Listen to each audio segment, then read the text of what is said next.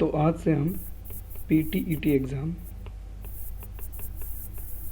जो 2023 है उसके लिए क्रैश कोर्स स्टार्ट करने जा रहे हैं। इसके तहत हम जो टॉपिक्स पढ़ेंगे वो बहुत सिलेक्टेड टॉपिक पढ़ेंगे जिनको करने में हमें टाइम भी कम लगेगा और उनसे क्वेश्चन आने के चांसेस भी हाई रहते हैं। फॉर एग्ज़ाम्पल सभ्यता वाला टॉपिक, उसके बाद चित्रकला, पर्यटन स्थल, प्रमुख मेले, भाषा एवं साहित्य, इसी के साथ प्रमुख व्यक्तित्व, उसके बाद में आता है अपना लोक संगीत,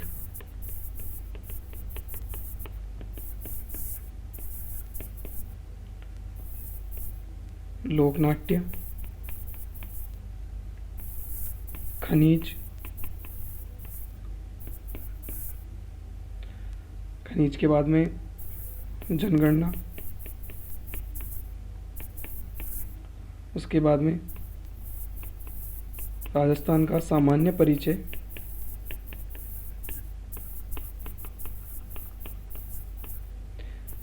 जो हम पहला पढ़ेंगे इतिहास की दृष्टि से और दूसरा भूगोल की दृष्टि से।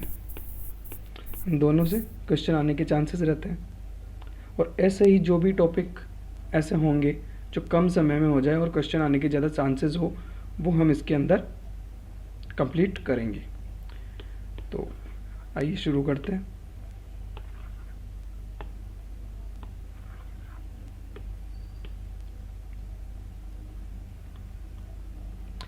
सबसे पहले हम जो आज का टॉपिक है वो हमारा है राजस्थान परिचय। ये परिचय हम देखेंगे इतिहास की दृष्टि से। तो राजस्थान एक भूभाग का नाम है, मतलब एक भूमि का टुकड़ा है जिसको क्या नाम दिया गया है, राजस्थान। ये उसका मैप है, हम सब जानते हैं। तो इसका जो नामकरण हुआ था वो किस प्रकार हुआ था, तो सबसे पहले 1800 ईस्वी में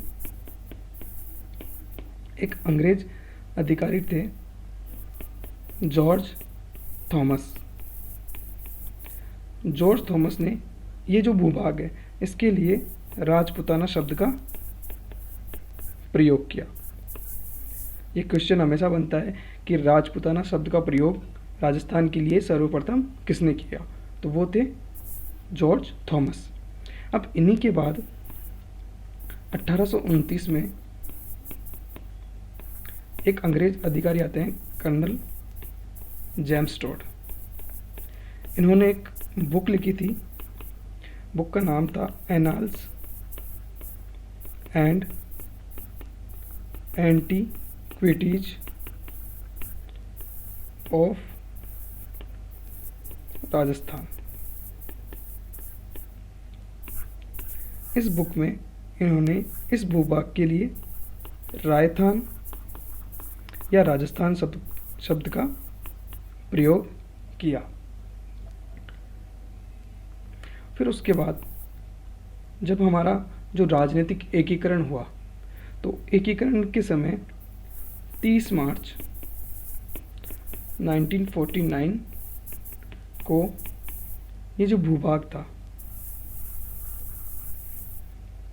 इसके लिए राजस्थान नाम का प्रयोग किया गया, जो कि वर्तमान में चल रहा है। तो ये कब दिया गया, 30 मार्च 1949 को। अब हम बात करते हैं, अभी हमने ऊपर बात की कर्नल जेम्स टोड। जो कर्नल जेम्स टोड हैं इन्हें राजस्थान के इतिहास का जनक या पिता कहा जाता है। सेकंड, जो कर्नल जेम्स टोड है इन्हें घोड़े वाले बाबा के नाम से भी जाना जाता है। वापस से एक बार रिव्यू कर लेते हैं। जो जॉर्ज थॉमस थे, जॉर्ज थॉमस ने क्या नाम दिया? राजपुताना। जेम्स टोड, बुक कौन सी थी? Annals and antiquities of Rajasthan. नाम बेजा दोरो, लेकिन पढ़नो तो पड़सी। फिर उसके बाद में 30 मार्च 1949 को क्या नाम दिया गया? राजस्थान। 30 मार्च को हम किस रूप में मनाते हैं? राजस्थान दिवस के रूप में। यहाँ तक क्लियर? अब उसके बाद में आता है, कुछ नाम आते हैं, धन, मरु, जांगल और मत्स्य और सूरसेन। ये जो नाम है ये राजस्थान के प्राचीनतम नाम है। राजस्थान के जो क्षेत्र है उनके प्राचीनतम मतलब पुराने नाम है।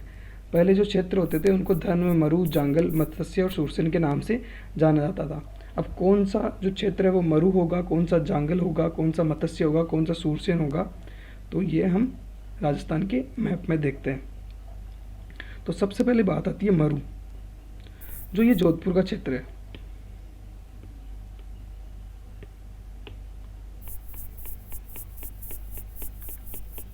इस जोधपुर के क्षेत्र को क्या कहा गया? मरु या मरुवार।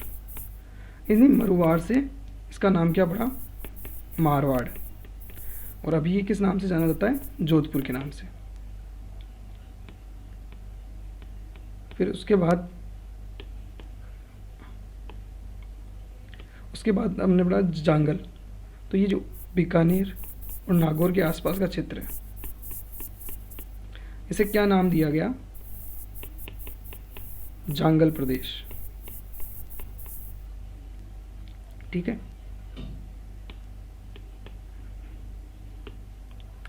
तो अभी हमने इसको क्या बोलते हैं? मरु प्रदेश, इसको जांगल प्रदेश। फिर इसमें आता है मत्स्य। तो जो अलवर, भरतपुर ये वाला क्षेत्र है, इसको क्या कहा गया? मत्स्य क्षेत्र। फिर उसके बाद में आता है सूरसेन क्षेत्र। तो जो ये हाड़ौती वाला क्षेत्र था, हाड़ौती क्षेत्र के जो ऊपर करौली, धौलपुर, हाड़ौती और भरतपुर के बीच में जो करौली और धौलपुर का क्षेत्र है, सवाई माधोपुर, ये वाला जो क्षेत्र है उसको क्या बोलते हैं? सूरसेन।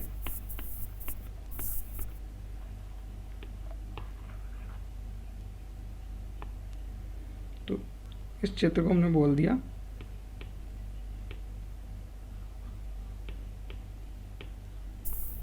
सूरसेन। जोधपुर वाला मरु प्रदेश, बीकानेर नागौर वाला जांगल प्रदेश, अलवर भरतपुर वाला मत्स्य क्षेत्र और करौली धौलपुर ये वाला सूरसेन क्षेत्र। अब उसके बाद में आता है जो सीकर, सीकर के बाद में झुंझुनू, चूरू, ये जो क्षेत्र है इसे क्या बोला जाता है? शेखावाटी।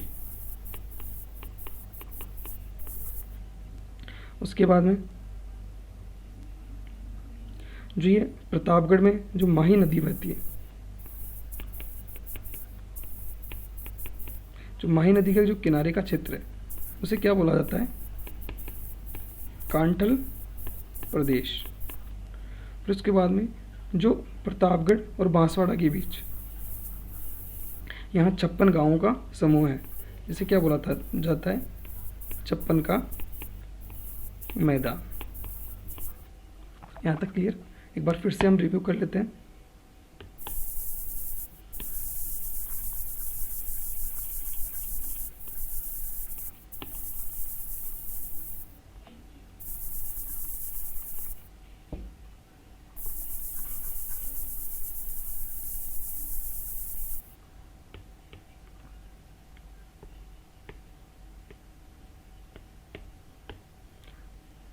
ये वाला था जांगल, ये मरु, उसके बाद में ये शेखावाटी, ये मत्स्य, ये शूरसेन, माही नदी जो कि प्रतापगढ़ से होकर गुजरती है, उसके किनारे कांठल प्रदेश, प्रतापगढ़ और बांसवाड़ा के बीच जो 56 गांवों का समूह है उसे 56 का मैदान।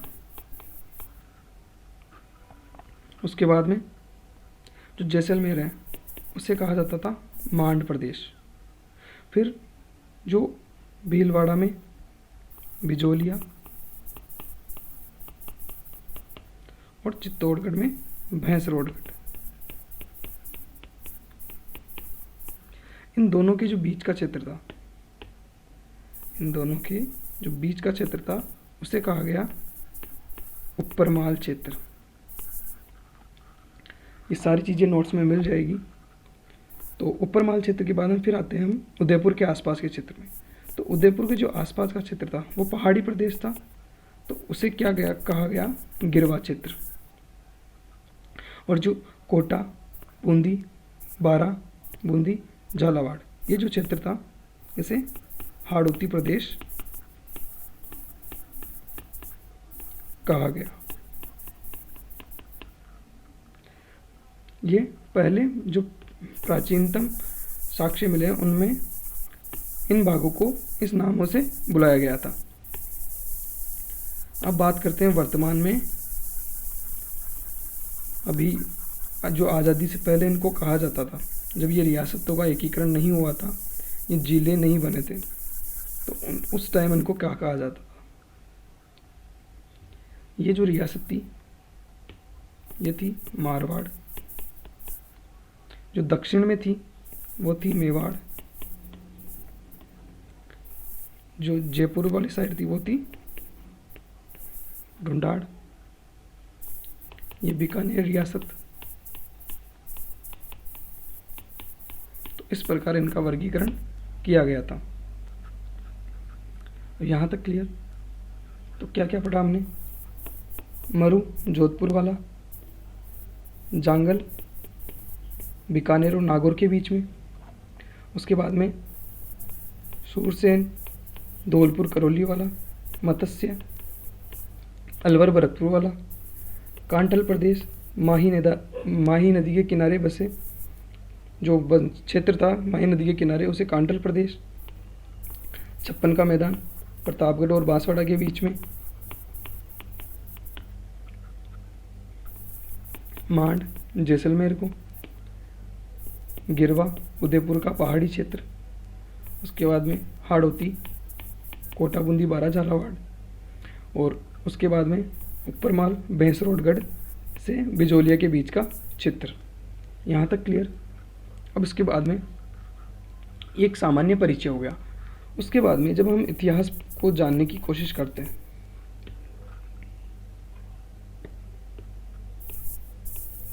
तो इतिहास 3 भागों में बटा हुआ हम देखते हैं। पहला होता है प्राक युग, दूसरा होता है आद्य युग, और तीसरा होता है ऐतिहासिक युग। अब इन 3 भागों में क्यों बांटा गया? क्योंकि इन 3 भागों में जो साक्ष्य थे उनकी प्रकृति अलग अलग थी। कुछ में बाटे मिले, कुछ में कुछ मिला, कुछ में कुछ मिला, कुछ में किताबें मिली। तो उसी आधार पर जो प्राक युग है वहाँ लिखित साक्ष्य नहीं मिले। इसके बारे में जो भी जानकारी मिलती है वो यहाँ के जो उपकरण होते हैं, पत्थर होते हैं, इनसे मिलती है। फिर आता है आद्य युग। आद्य युग में लिखित साक्ष्य तो मिलते हैं लेकिन उन्हें पढ़ा नहीं जा सका। मतलब उनकी जो लिपि होती है वो अत्यधिक कठिन होती है जिसके कारण उन्हें पढ़ा नहीं जा सका। फिर आता है ऐतिहासिक युग जिसके लिखित साक्ष्य भी मौजूद हैं और उन्हें पढ़ भी लिया गया है। अब जो प्राकयुग की बात करते हैं, ये कहाँ से लेके कहाँ तक होता है, तो इसका जो काल मानते हैं वो प्रारंभ से हमारे जो हड़प्पा सभ्यता है,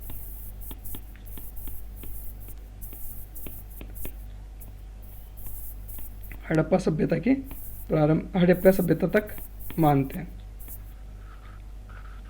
और फिर उसके बाद में, क्योंकि जो हड़प्पा सभ्यता थी उसकी जो लिपि थी वो अत्यंत कठिन थी, उसे पढ़ा नहीं जा सका, तो उसे प्राक युग में रखा जाता है।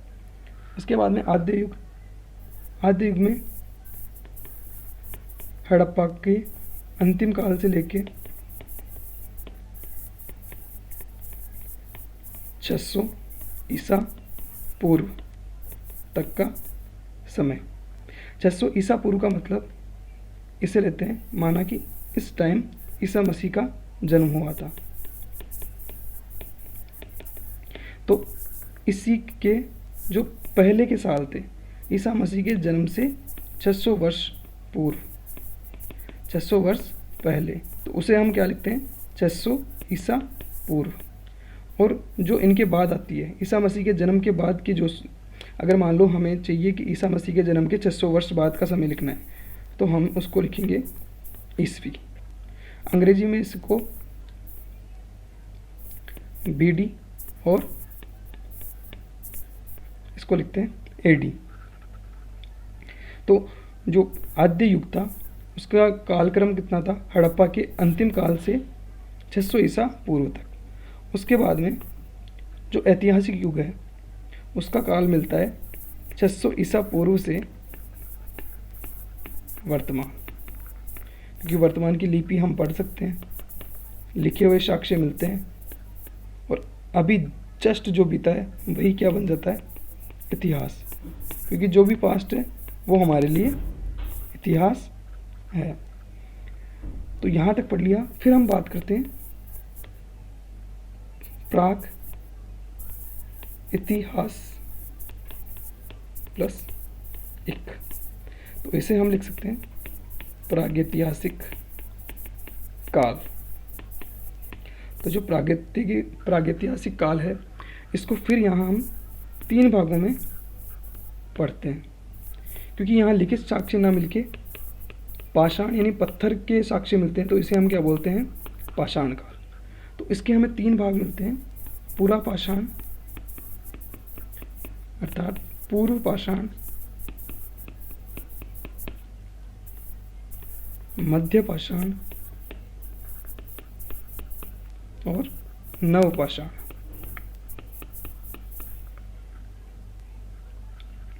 तो अब इनके बारे में पढ़ते हैं। तो सबसे पहले हमारे आता है पूरा पाषाण। तो जो पूरा पाषाण युग था उसमें जो पत्थर के औजार मिलते थे, तो उस समय पत्थर के औजारों की खोज हुई थी।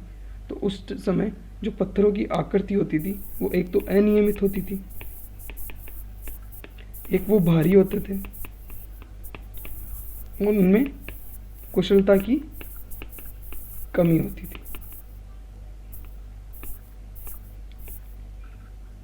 फिर उसके बाद में हम देखते हैं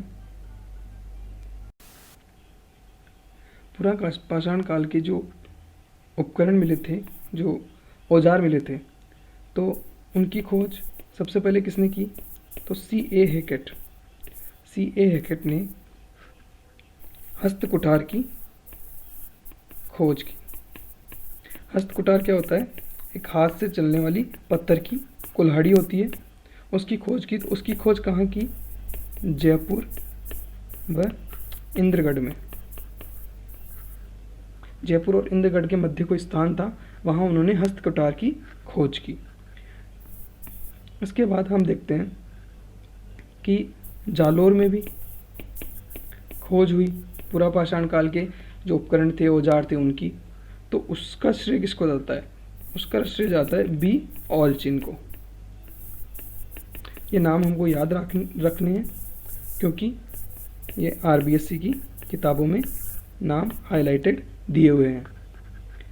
तो वापस से C.A. हैकेट हस्तकुठार, हैकेट हस्तकुठार। और जालोर आलचिन, ये हमको याद होना चाहिए। फिर बात आती है जो पूरा पाषाण काल था या पूर्व पाषाण काल था, तो वहाँ उसके जो औजार थे वो मुख्यतः कौन से स्थानों से मिले हैं, तो वह चंबल, बनास और इसकी सहायक जो नदियाँ थी उनके किनारे मिलते हैं। ठीक है, यहाँ तक बात होगी। फिर अपने दूसरे नंबर पे आता है मध्य पाषाण। अब पूरा पाषाण में उनको इतनी तकनीक की जानकारी नहीं थी, फिर धीरे धीरे उन्होंने विकास किया तो जो औजार थे वो अपेक्षाकृत हल्के और नियमित, मतलब उनकी कुछ आकृति बनने लगी। उन्होंने जैसे जैसे प्रयोग करना सीखा उनको हल्का किया और उनको एक आकृति में ढालना शुरू किया और कुशलता से निर्मित थे। तो फिर बात आती है कि ये जो मध्य पाषाण कालीन जो औजार थे वो कहाँ से प्राप्त होते हैं। तो मध्य पाषाण कालीन जो सभ्यता थी वो ज़्यादातर पश्चिमी राजस्थान में बसा करती थी। तो क्योंकि जो पहले ये पूर्वी राजस्थान में हमें प्राप्त हुई, चंबल नदी के आसपास, चंबल बनास के आसपास, तो फिर ये यहाँ से पश्चिमी राजस्थान में चले गए, क्योंकि धीरे धीरे पलायन होता रहता है, एक स्थान से दूसरे स्थान तक जाते रहते हैं। तो जो मध्य पाषाण कालीन सभ्यता थी वो पश्चिमी राजस्थान में कहाँ, लूणी और उसकी जो सहायक नदियाँ हैं, लूणी और सहायक नदियाँ होंगी। फिर उसके बाद में कई लोग चित्तौड़ की तरफ पलायन कर गए। जो चित्तौड़ में बेड़च नदी घाटी, चित्तौड़ में कौन सी नदी है, बेड़च नदी, और बेड़च नदी की घाटी, और कुछ लोग विराटनगर की तरफ पलायन कर गए। तो वहाँ से मध्य पाषाण कालीन औजार के साक्ष्य मिलते हैं। ये जो मध्य पाषाण कालीन उपकरण थे, इन उपकरणों को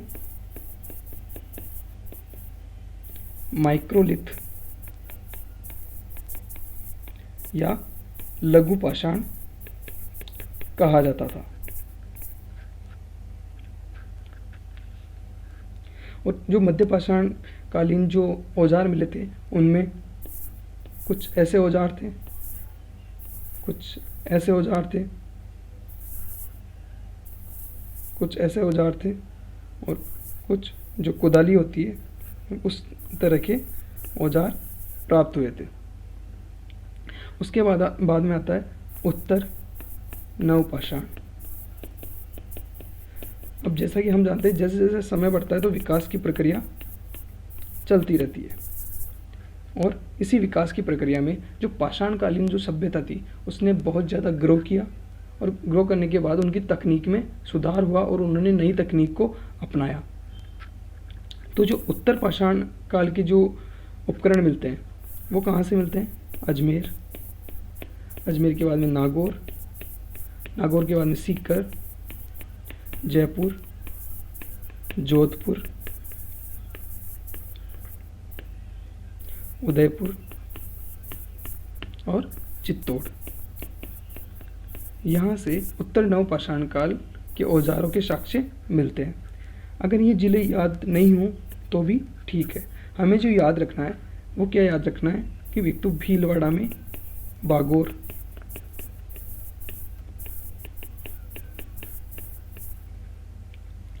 और मारवाड़ में तिलवाड़ा। यहाँ से उत्तर नवपाषाण काल के साक्ष्य मिलते हैं। तो यहाँ से यहाँ तक हमारा जो परिचय था, इतिहास का परिचय, राजस्थान का परिचय इतिहास के परिप्रेक्ष्य से, तो वो यहाँ कंप्लीट होता है। और जो शिलालेख जो चीज़ें बची हैं वो आगे हम धीरे धीरे कवर करेंगे। अब हम एक बार क्विक रिवीजन कर लेते हैं, तो ये शॉर्ट नोट्स हो जाएंगे। जॉर्ज थॉमस राजपुताना, उसके बाद में जेम्स टॉड बुक कौन सी थी? Annals and antiquities of Rajasthan. उसमें क्या दिया? रायथान। 30 मार्च 1949 राजस्थान। उसके बाद में धन, मरु, जांगल, मत्स्य, सूरसेन इत्यादि राजस्थान के प्राचीन नाम है। मरु कौन सा? जोधपुर वाला। जांगल बीकानेर, नागौर के आसपास का क्षेत्र। मत्स्य भरतपुर, अलवर वाला क्षेत्र। सूरसेन करौली, धौलपुर वाला क्षेत्र। मेवात वही अलवर भरतपुर, मेवात को मत्स्य भी बोल सकते हैं। ऊपरमाल भैंसरोडगढ़ और बिजोलिया, इसके बीच का क्षेत्र ऊपरमाल। गिरवा उदयपुर के आसपास का क्षेत्र। कांठल प्रदेश माही नदी के किनारे बसा क्षेत्र। उसके बाद में आता है छप्पन का मैदान, प्रतापगढ़ और बांसवाड़ा के बीच।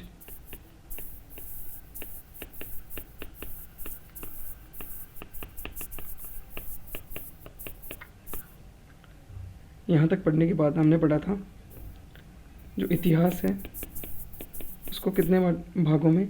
3। प्राक, आद्य और ऐतिहासिक। लिखित साक्ष्य नहीं मिले और इसकी जो कालक्रम था वो प्रारंभ से हड़प्पा काल तक। ये हड़प्पा से, क्योंकि यहाँ लिखित साक्ष्य मिले हैं लेकिन उनको पढ़ा नहीं गया, तो हड़प्पा से लेके 600 ईसा पूर्व तक, और ये 600 ईसा पूर्व से वर्तमान तक। उसके बाद में बात करते हैं प्रागैतिहासिक काल की, जिसे हम बोलते हैं पाषाण काल।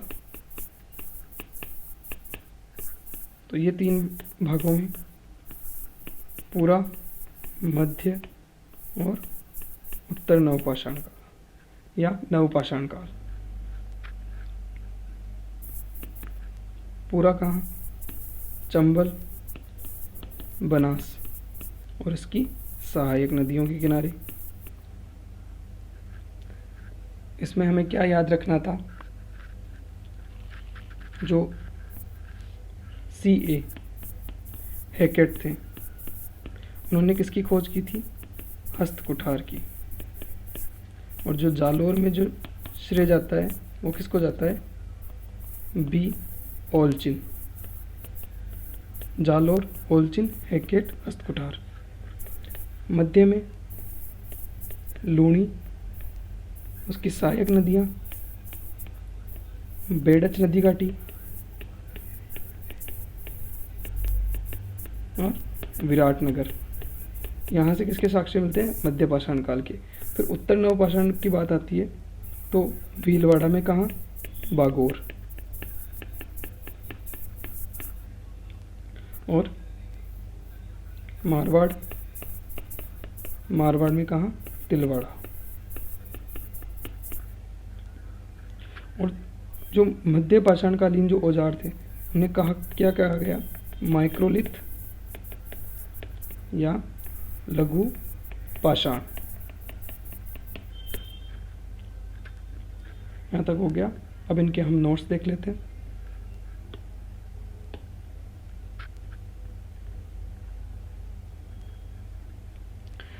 ईस्वी में जॉर्ज थॉमस ने भूभाग के लिए राजपूताना शब्द का प्रयोग किया। 1829 में कर्नल टॉड ने अपनी पुस्तक annals and antiquities of Rajasthan में इस भूभाग के लिए राजस्थान या रायथान नाम दिया। एकीकरण के समय 30 मार्च 1949 को इस भूभाग का नाम राजस्थान रखा गया। जो कर्नल जेम्स टोड है वो राजस्थान के इतिहास के पिता या जनक हैं और इन्हें घोड़े वाले बाबा भी कहा जाता है। जो 30 मार्च है उसको क्या मनाते हैं हम, राजस्थान दिवस। जो मरु, धन, जांगल, मत्स्य, सूरसेन आदि है वो राजस्थान की क्या है, प्राचीनतम नाम है। मरु मारवाड़ या जोधपुर को कहा जाता है। जांगल बीकानेर और नागौर के आसपास का क्षेत्र कहलाता है। मत्स्य जयपुर, अलवर, भरतपुर का क्षेत्र कहलाता है। सूरसेन भरतपुर के मथुरा क्षेत्र से सटे धौलपुर व करौली के अधिकांश भाग सूरसेन कहलाते हैं। जो मांड है वह जैसलमेर वाला क्षेत्र कहलाता है। शेखावाटी, सीकर, चूरू, झुंझुनू वाला क्षेत्र और हाड़ौती, कोटा, बूंदी, बाना, झालावाड़ वो क्या कहलाता है, हाड़ौती। जो माही नदी के पास का क्षेत्र है उसे क्या बोलते हैं, कांठल प्रदेश। प्रतापगढ़ बांसवाड़े के मध्य का भाग 56 का मैदान। भैंसरोडगढ़ से बिजोलिया तक का क्षेत्र उपरमाल। उदयपुर के आसपास का पठारी क्षेत्र गिरवा। फिर आता है इतिहास के काल का विभाजन। तो प्राक युग, आदि युग और ऐतिहासिक युग। प्राक युग का कोई लिखित साक्ष्य नहीं है, ये मानव लेखन कला से, इस समय जो मानव था वो लेखन कला से अपरिचित था और ये आरंभ से हड़प्पा सभ्यता का काल माना जाता है। उसके बाद में जो आद्य युग है उसके लिखित साक्ष्य उपलब्ध है उनके, लेकिन उन्हें पढ़ा नहीं गया। ये हड़प्पा सभ्यता से 600 ईसा पूर्व तक का काल है। ऐतिहासिक युग में लिखित साक्ष्य उपलब्ध है और उन्हें स्पष्ट पढ़ा जा सकता है। ये 600 ईसा पूर्व से वर्तमान तक। फिर आता है प्रागैतिहासिक काल। तो ये पूरा पाषाण, मध्य पाषाण और उत्तर पाषाण काल। तो फिर आता है कि विद्वानों की मान्यता के अनुसार सैकड़ों वर्ष पहले मरुस्थल वाली जो भूमि थी उस पर समुद्र था, जहाँ सरस्वती और त्रिशुद्धति नदियाँ आकर मिलती थी। तो हमारे राजस्थान का जो ये हिस्सा है यहाँ कुछ नदियाँ आके मिलती थी। एक तो थी सरस्वती और एक ही दृश्यद्वती। तो ये दोनों नदियाँ आकर यहाँ मिलती थी। इन्हीं नदियों के किनारे मानव ने बसना शुरू किया, क्योंकि मानव कहीं भी बसता है तो वो पेयजल की व्यवस्था देखकर बसता है। इसीलिए हमेशा जो भी सभ्यता पाई गई तो वह नदियों के किनारे ही पाई जाती है। और हमारे राजस्थान में कौन सी नदियों के किनारे मानते हैं, सरस्वती और दृश्यद्वती नदियों के पास। फिर आता है पुरापाषाण काल। पुरापाषाण काल के क्वार्ट्ज़ाइट पत्थर के उपकरण प्राप्त हुए। कौन से पत्थर के, क्वार्ट्ज़ाइट। ये उपकरण अनियमित, बड़े व भारी थे। 1870 ईस्वी में C.A. हैकेट ने जयपुर व इंद्रगढ़ से पूर्व पाषाण काल की हस्तकुठार की खोज की। पूर्व पाषाणकालीन उपकरण मुख्यतः चंबल, बनास और इसकी सहायक नदियों के किनारे प्राप्त हुए। जो जालोर है, जालोर में पूर्व पाषाणकालीन उपकरणों की खोज का श्रेय बी. ओलचिन को दिया जाता है। फिर आता है मध्य पाषाण। मध्य पाषाण में जो उपकरण थे वो हल्के, नियमित और कुशलता से निर्मित थे। पश्चिमी राजस्थान की लूणी और उसकी सहायक नदियों, चित्तौड़ की बेड़च नदी घाटी और विराटनगर से मध्य पाषाणकालीन उपकरण प्राप्त हुए। इन उपकरणों को क्या बोलते हैं, माइक्रोलिथ या लघु पाषाण कहा गया है। कौन कौन से उपकरण मिलते हैं, blade, triangle, crescent, scraper, pointer. ये हमें मध्य पाषाणकालीन युग की जो सभ्यता थी वहाँ से प्राप्त होते हैं।